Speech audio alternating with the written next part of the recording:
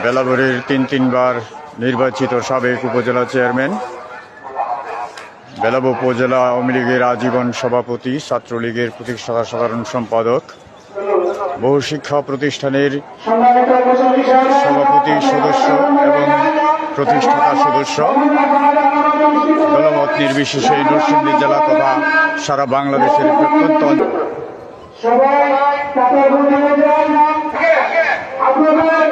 জানাজানামা শুরু হতে যাচ্ছে।